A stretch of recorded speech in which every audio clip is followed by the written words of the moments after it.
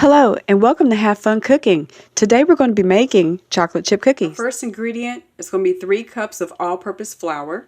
Next, add a teaspoon of baking soda. Next, a half a teaspoon of salt. Whisk together and set aside. Next, we're going to mix together the wet ingredients. So first, we're going to cream the butter and sugar. 3/4 of a cup of granulated white sugar. And then we're going to add a cup of brown packed sugar. Okay, let's turn this on and cream it. This should take a few minutes. Okay, so you creamed it until it was light and fluffy. Now it's time to scrape it down and add in the eggs and vanilla. Now we're going to add 2 eggs, blend that in, and then 2 teaspoons of vanilla.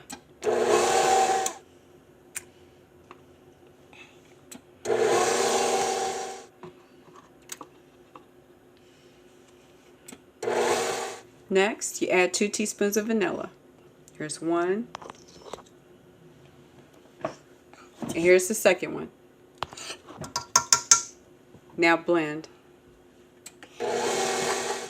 Okay, next add in the dry ingredients. Add in 1/3 at a time.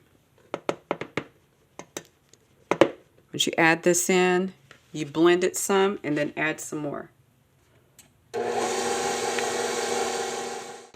Now add 2 cups of chocolate chips and mix to combine. Once that's done, put it in the refrigerator for about 20 or 30 minutes, or you could put it in the freezer for about 10 minutes. Okay, so once your batter has chilled for like 20-30 minutes, you want to get you a sheet pan and put some parchment paper on it and take an ice cream scoop and scoop out 2-inch balls and make sure that you space them about 2 inches apart.